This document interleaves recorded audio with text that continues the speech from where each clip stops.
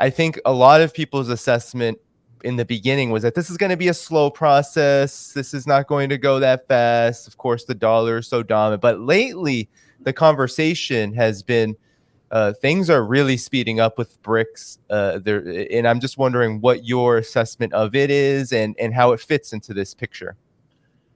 Yes, I mean, the war in Ukraine historically will probably be considered a tremendous mistake, not because of the details of the war, but for the reason you just cited, that it sped up a transformation of the world economy that would have taken longer. And the irony is that that's not in the interests of the people who decided to have the war in Ukraine, or at least decided it from the Western side. I think the best way I can summarize it is this.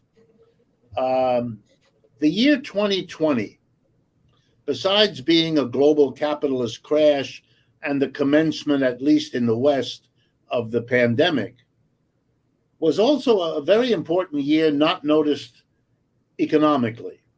In that year, if you look at the GDP, the total output of goods and services of what are called the G7, that's the United States, its major European allies, Canada, and Japan. That's the G7.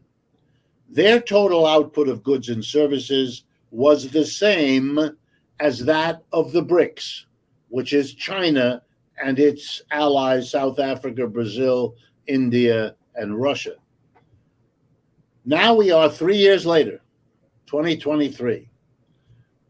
The percentage of the world output accounted for by the G7 now about 29%. The percentage of the world's output accounted for by the BRICS, 33%. It's over. I don't want to over dramatize it, but there is no nice way to say it. The contest is over. And now let me summarize in the first half of this year, 2023. Economic growth in Europe, virtually zero. Germany's in recession and the other countries are barely growing. Here in the United States, between 1% and 2%. In China, between 5% and 6%. It's been this way over and over. It's over.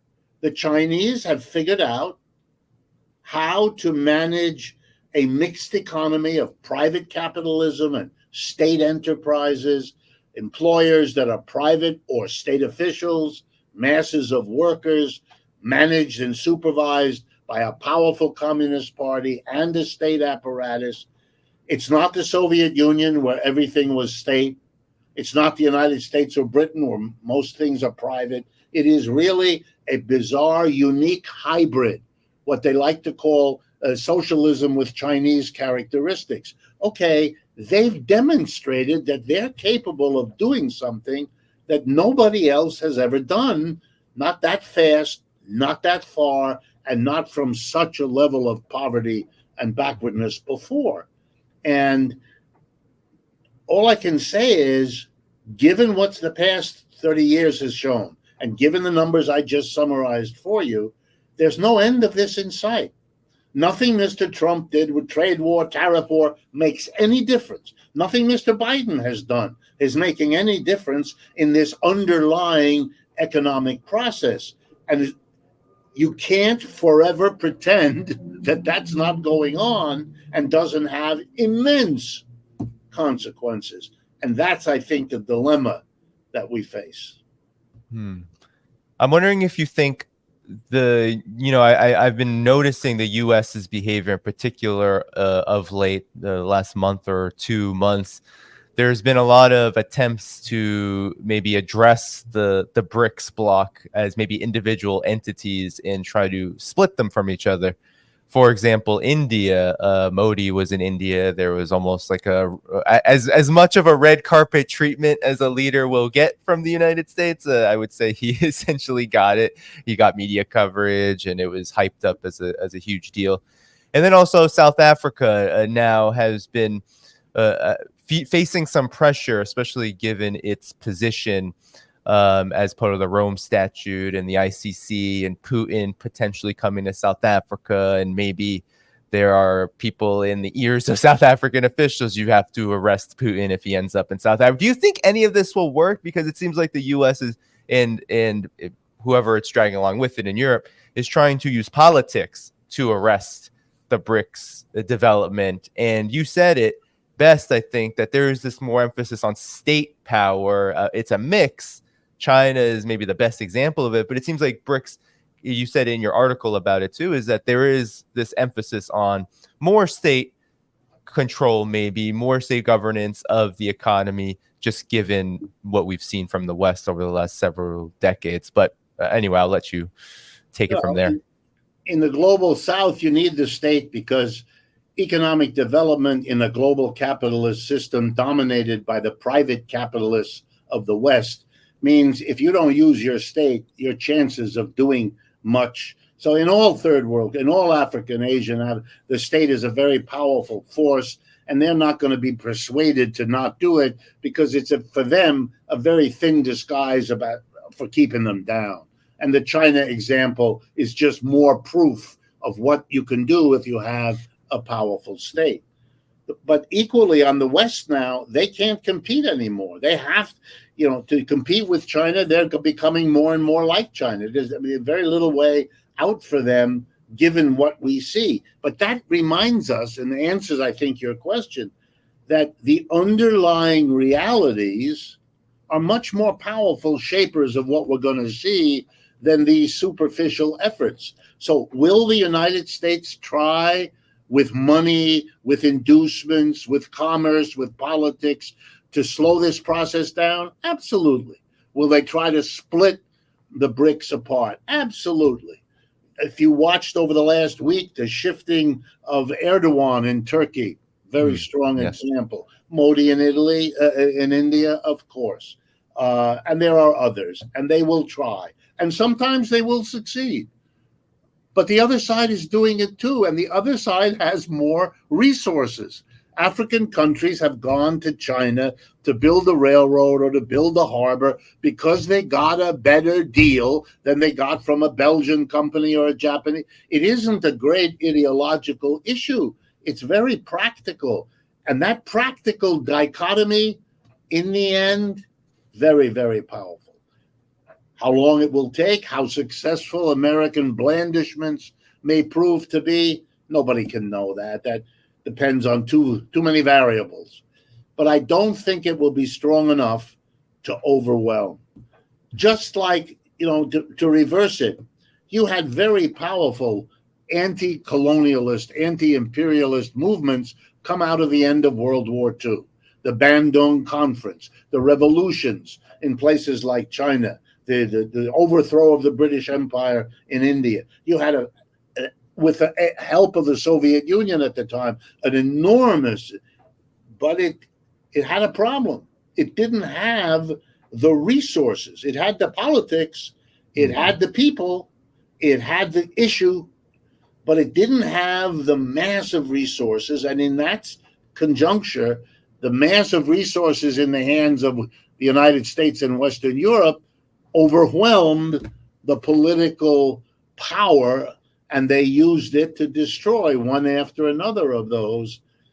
And I think now you have the fundamental difference is that the economic power is on the other side and is growing faster, so that dominance, that difference will become more pronounced with each as it did. And that's why I gave you the numbers from 2020 to 2023, just so you see that the direction is to make that imbalance worse and worse for the United States. And if you want to know my fear, I don't mean to leave you with a negative, but the United States' economic dominance is over. Its political dominance is going quickly with it. It still has a military dominance, and it's very dangerous.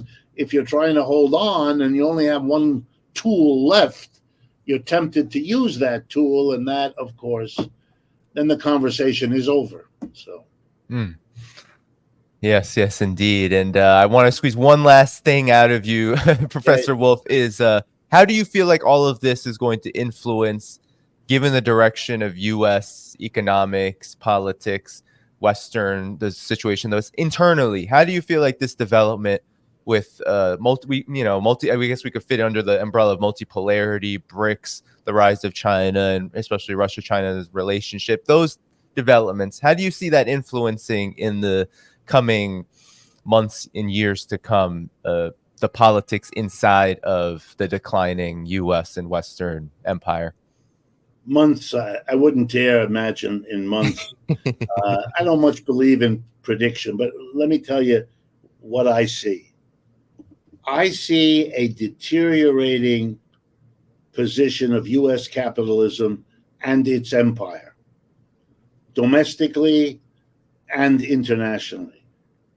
And I see that the rich and the powerful are doing in this country what rich and powerful elements of society have done in other empires that decline.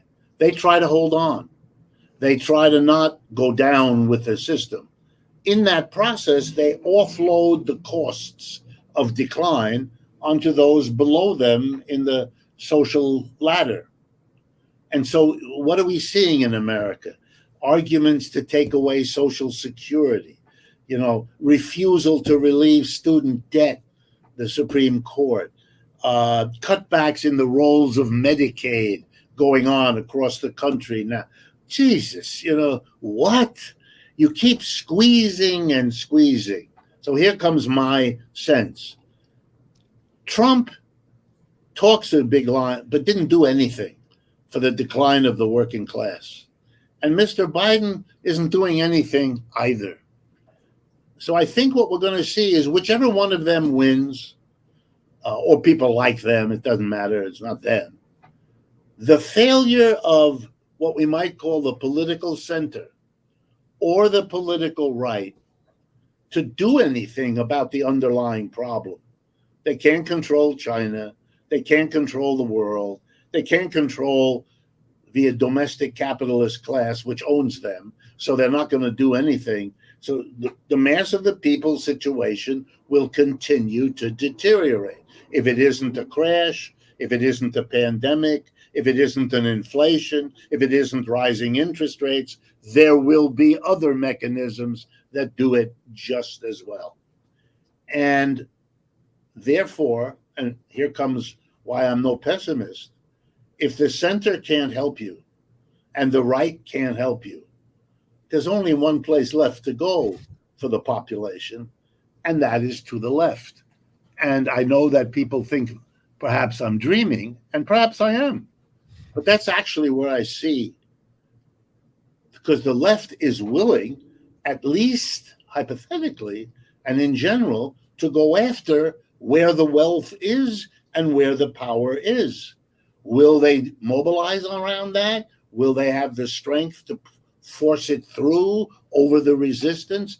Those, I think, are the real questions that we will be fighting about in the years ahead. But we'll be fighting in a different America because the population's mentality will be shifting leftward. And in case you think this is pure fantasy, what I'm telling you is what happened in the 1930s. We had a collapse of capitalism, and the people could see in the first 2 or 3 years, when the Republicans were in power, when 1929 hit, Roosevelt didn't get in until the election of 32. So you had 3 years, roughly, of a declining failure.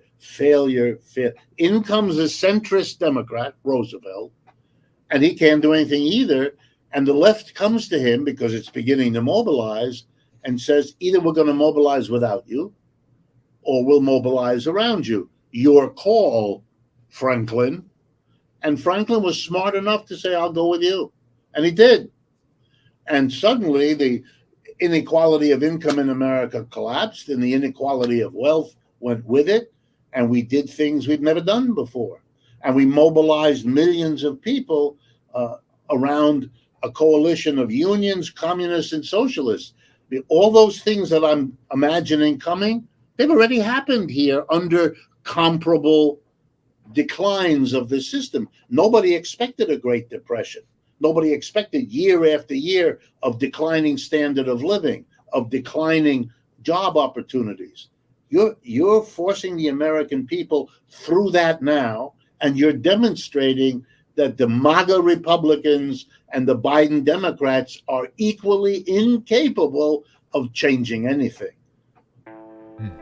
Thank you for tuning in to my latest video. I appreciate all of your support.